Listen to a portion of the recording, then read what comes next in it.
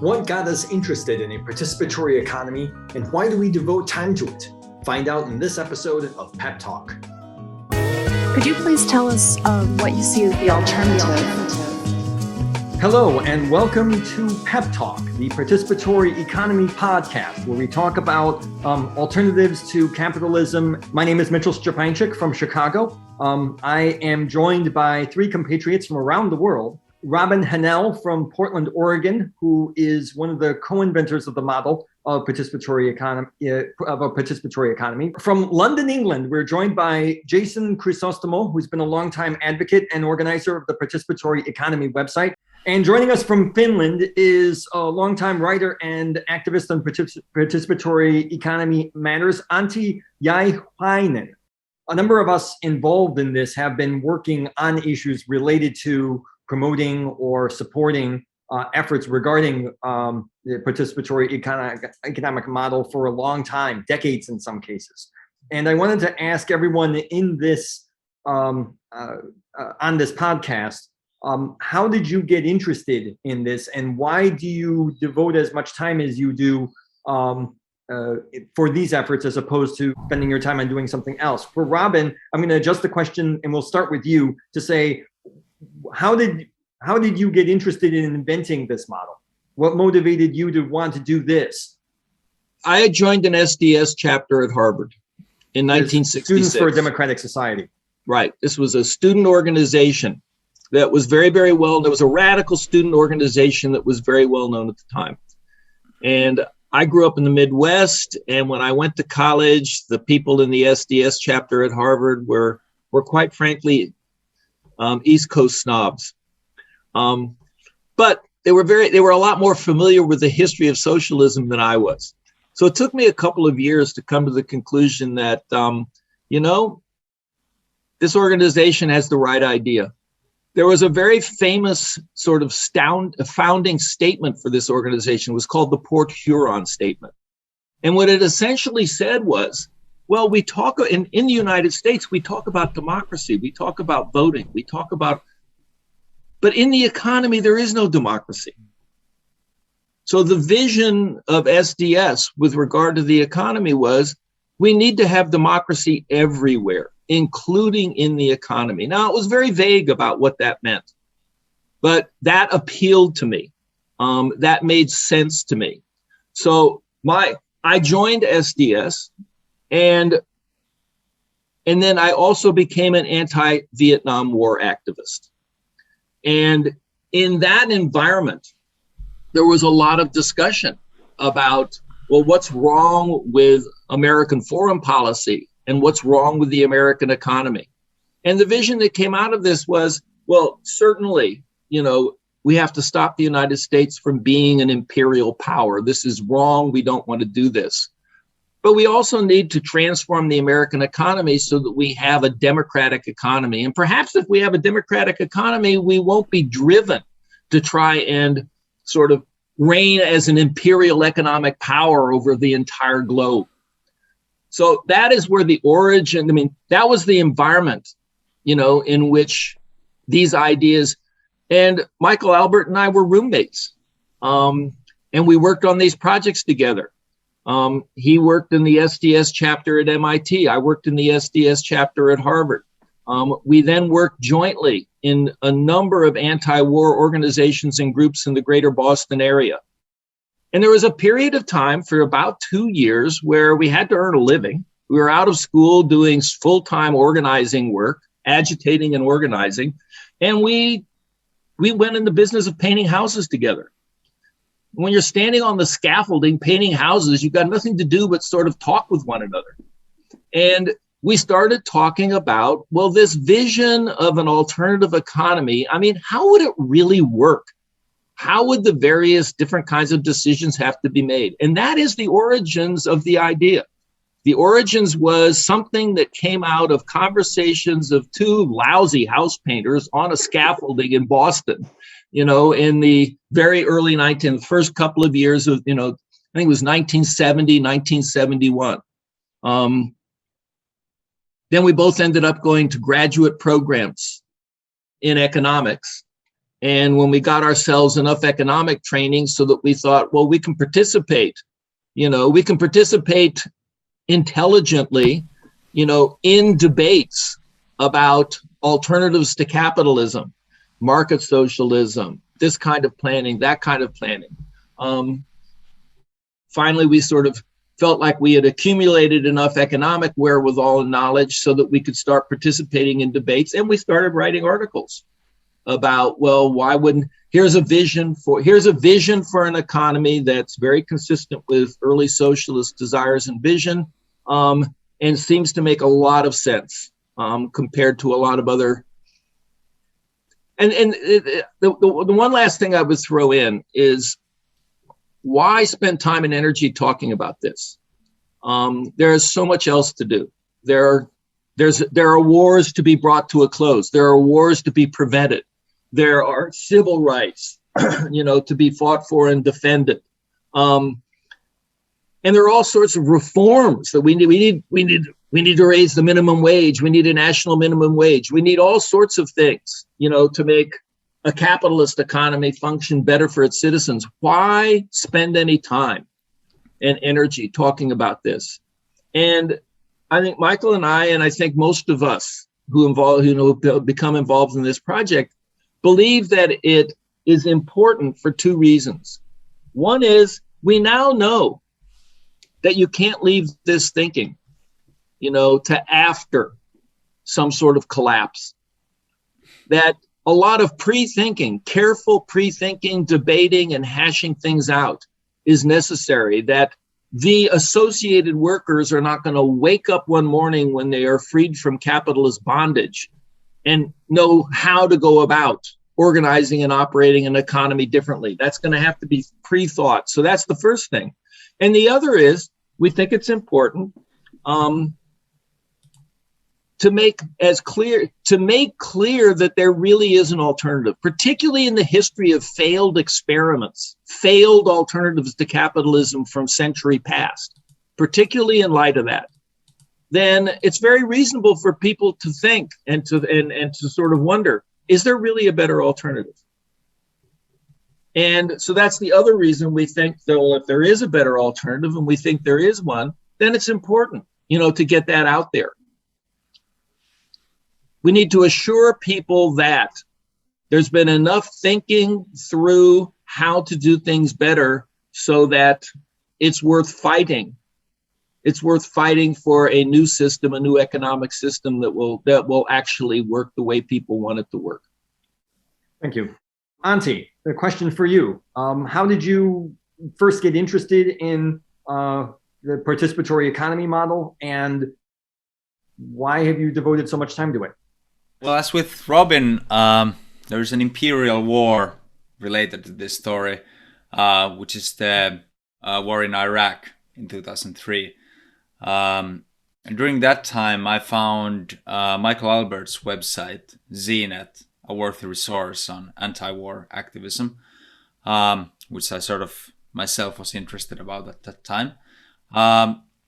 But possibly due to my childhood in orphanages and poverty, I was always sort of very curious and interested on income differences and sort of the kind of things that make up the economy and how our family was so poor when I was a child.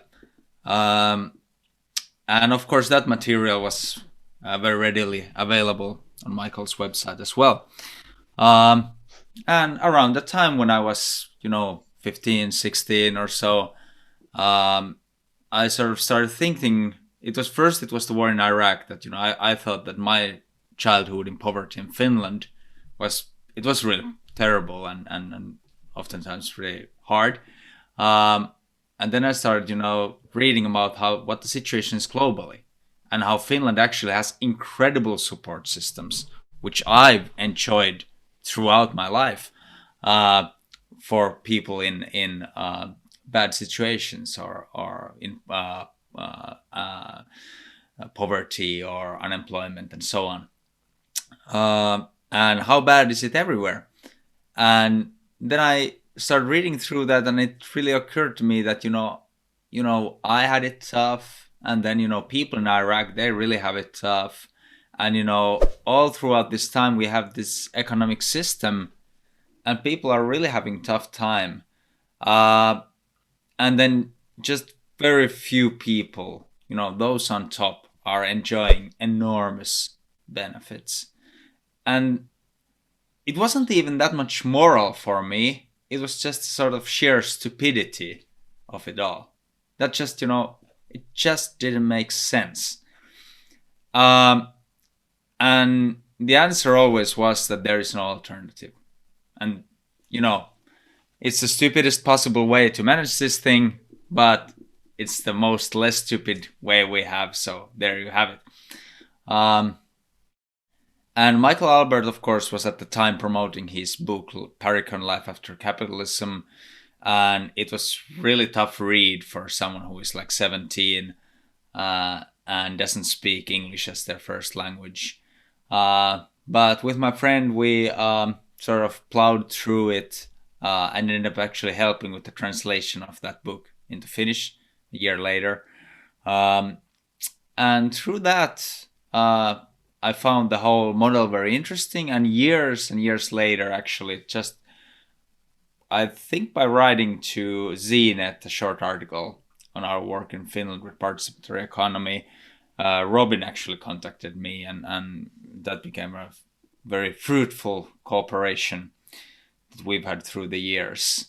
And maybe lastly, I actually remember climate change and discussion on the environmental catastrophe, I think already from 80s or early 90s from my childhood.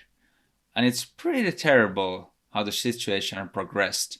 And I'm more and more convinced that our economic system is part of the reason why, even despite, global conferences, even despite, huge will, I think, to solve the climate crisis, I think our economic system and its incentives and institutions are really driving this, completely unprecedented systemic crisis that has already destroyed lives for decades throughout the world, especially in third world countries. And it's just getting worse. And, sort of facing that challenge, facing that our economic system will have to change at some point, or there will be, no destiny for any one of us to control. And instead, we really need to, tackle that. And I think participatory economy has been and is the most sensible and credible alternative. Unfortunately, it's also one of the very few alternatives there are. There really isn't that much discussion on alternatives to capitalism, democratic, systemic alternatives, not just someone saying that, we need an economy that fits within the confines of global ecology. That isn't the system. That's sort of just a value or a goal for an economic system. Participatory economy is one of the very few actual models for answering hard questions on supply and demand, on answering hard questions on incentives and how to efficiently plan an economy. And with all due respect to Robin, I think the work is still very early. It's still very half-baked. And the painters from East Coast did an admirable job, but I think, a community of hundreds, thousands, possibly millions of experts and, participants in the discussion for actually making a participatory economy in the future will be needed to sort of a bit improve on that work those painters did. Antti, do I hear that as a call for a 1,000-page, update on, making it clear enough for even Antti that all the answers have been worked out? Yeah, written by either you or Michael. Right. Exactly. Jason, the same question to you. How did you get interested in work regarding a participatory economy, and why do you keep doing it? Well, similar story to Antti in some ways. my family were actually made refugees in the 1970s, and it opened my eyes to injustice, learning, first-hand accounts. And it made me want to find out more about what's going on in the world. And I started reading more about radical politics, and like many other people, came across Noam Chomsky and read a lot of his stuff. And sure, it's important to understand what's going on in the world, but the more you read, the more you find out how kind of so many bad things are happening. There's so much injustice, and you come to the conclusion that capitalism clearly is a system that benefits a minority of the population in the world. And you also feel a bit depressed all the time, just reading about how bad things are. So my mind being as it is, I wanted to explore solutions. Well, there's clearly a big problem here. What's the solution? And I discovered libertarian socialism as a set of ideas that really appealed to me. Read about the Spanish anarchists in the 1930s. And then, like Antti, I came across the website ZNet or ZNet in the American way of saying it, and came across the Paricon or participatory economics or participatory economy. Has sort of different words for the same. It's all the same model. And I immediately kind of got excited by the ideas. I liked also the logic of the structure of thinking about vision. So first of all, defining, well, what are your values? And what do you mean by your values? Because so much discussion and arguments can happen between people because they haven't actually defined what they mean. What does democracy actually mean? What does justice, what does fairness actually mean in the context of an economy? So once you kind of have those, then you can go into trying to actually create institutions that further those goals or values. So I was very much drawn to all of that. I didn't understand and I still don't really understand why more people aren't talking about, in a kind of constructive, healthy way, what do we want?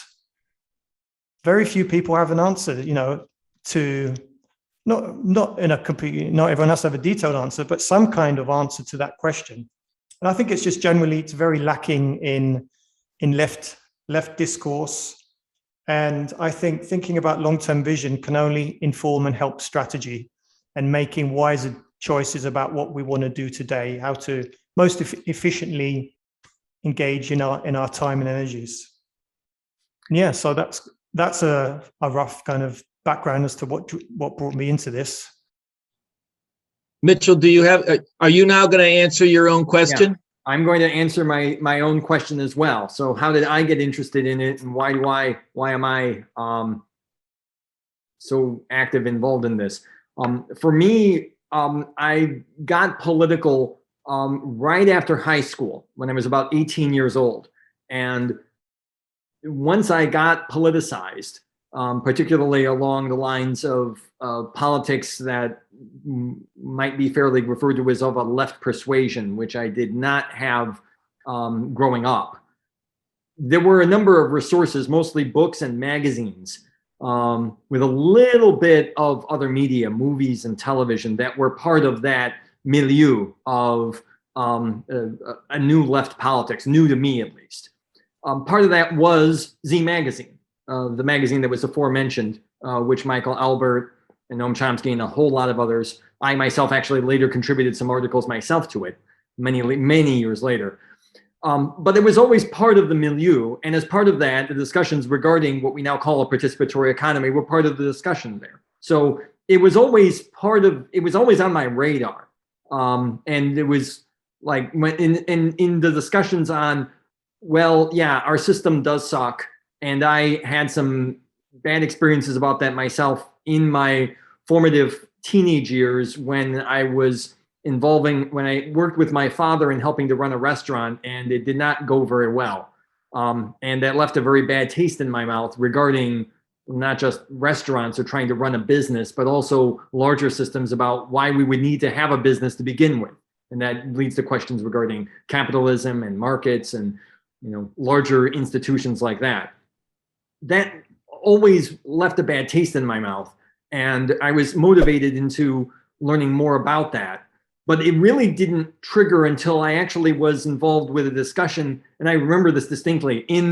I was in the Chicago suburb of Evanston, and I was promoting a group when I decided to get involved in political activism more specifically. One of the things I got involved in was on the topic of media activism, and specifically working on issues related to the politics of shaping the media, because the media themselves are, corporate capitalist institutions, certainly to a great extent in the United States and unfortunately increasingly worldwide. And so there were efforts underway to try to fight that. And I was involved with one particular effort to stop one of the government agencies involved in shaping media policy in the United States, the Federal Communications Commission in the United States, the FCC. And when they were going to pass a series of very bad rule changes that would have made a bad media environment much, much worse. And so I was involved in discussions and in organizing around that to raise awareness and to organize various efforts against that. In one discussion in Evanston, Illinois, with another activist who basically got into a discussion with me, but in such a way that they didn't disagree with whether or not they should get involved. They disagreed with whether or not it was worth it. That is, yeah, okay, you're calling for rules to try to limit these giant media corporations from getting bigger. But so what? You would break them up, but then maybe after many years or a generation or whatever, they would eventually remerge. And we've seen this in various industries. Certainly in the United States and probably elsewhere, where we would have maybe eventually larger industries would eventually consolidate into a small handful, or maybe even just one dominant provider or player or supplier. Maybe after generations of activism, you could have that break up, but then after that, it would basically then remerge. So what's the point of all this? And I didn't have an answer for him at the time. And I thought to myself, yeah, that's right. But I don't know what we do about that. And so the part of being in the milieu of various ideas around this, especially in trying to find what could be an answer for an economy where you don't have these corporations that would, grow big and then eventually, even if you were to break them up, then eventually then remerge later, kind of rendering the whole point of it kind of irrelevant.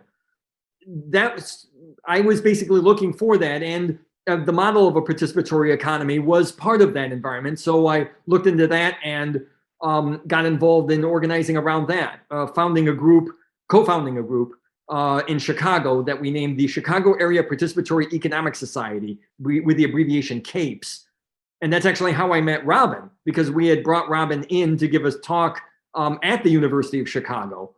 Something of an irony, because the University of Chicago has been for a long time the nexus of ideas related to market economics.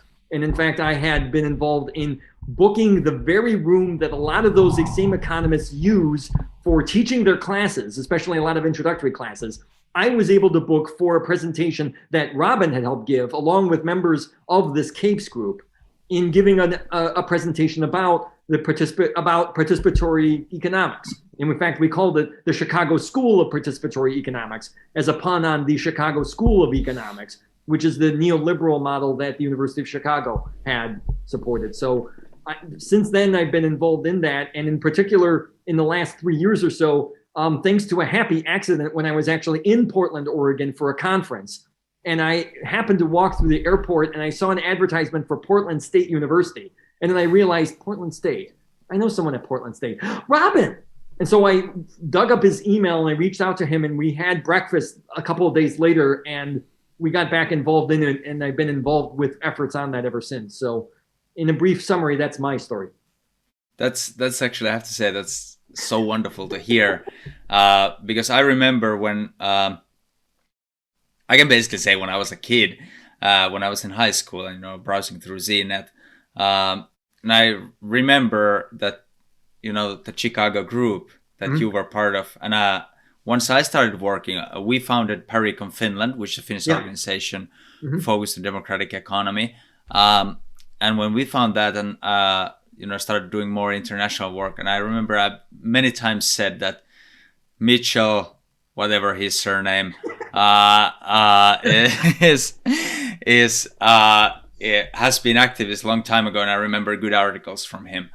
And it's so wonderful to see, and I think this is a sort of testament or proof of the power of activism to see how these things work out. And I often think that despite the gargantuan task which changing an economic system over the coming centuries will practically be, it's somehow sort of warm and fuzzy and nice, that this is actually the stuff that slowly makes things click. And it's just so nice to hear how all that came together. Yeah, and it must have been pretty epic lecture and having it in Chicago. I think all of us in life have experiences that are unexpected, sort of surprising outliers, positive memories, and being able. I will always remember that Mitchell managed to organize an event where I could give a talk in the hallowed grounds of Milton Friedman. Milton Friedman of, the guru of neoliberal capitalism, the designer of the Pinochet aftermath, and where he haunts and his disciples rule. This guy in Chicago managed to book me in for a talk about libertarian socialism right there in the belly of the beast. There is no greater, more evil beast, amongst economists, as far as I'm concerned. It's like, how did that ever happen? Life can't be all bad if things like that can happen from time to time. Yeah.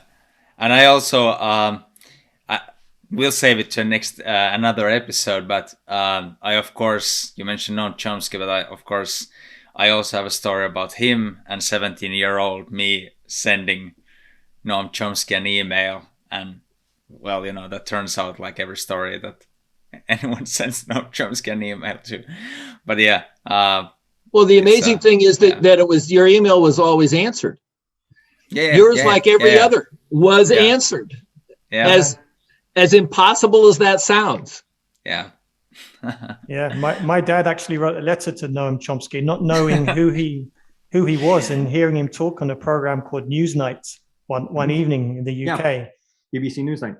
Yeah. And he was talking about the situation in Cyprus, where my family are from. And he was so impressed with what Chomsky said that he felt like he had to write to him, never expecting a reply.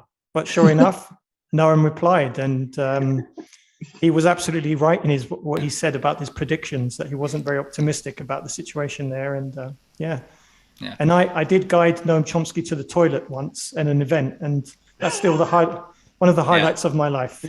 I think it's another PEP Talk episode itself to talk about, and that's actually something that our numerous listeners can also chime in, because that's that sort of thing, and that's another thing I think is important for anyone, who is an activist on any sort of sphere of life or society, to think about. It's pretty important to think about how you became an activist. Why are you sort of spending time and effort to do these things?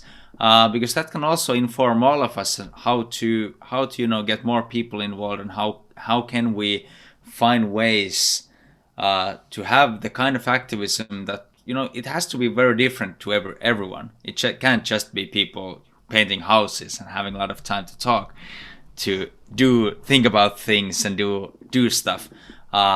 Instead, I think we have to find ways to fit activism to as many people as possible, because it's sort of a democratic society is based on that. It's based on people being active, people participating, and having sort of genuine belief that we can do something, and sort of inspecting how anyone in current society becomes involved in activism can give important insight on how this crazy thing works. And we will, with that, wrap up this episode of PEP Talk. For Robin, Antti, and Jason, I'm Mitchell. Thank you very much for listening and or watching, and we will see you for another episode. Goodbye. Could you please tell us what you see as the alternative? Self-management, democratic control of communities or workplaces, federal arrangement. Participatory democratic planning. Jobs to have a mix of empowered work, nested councils linked to one another. Everyone gets to participate in a primary council. Please visit participatory-economy.org to find out more and subscribe to our newsletter. And don't forget to like the video, leave a comment, and subscribe to our channel. Thanks, and see you at the next episode.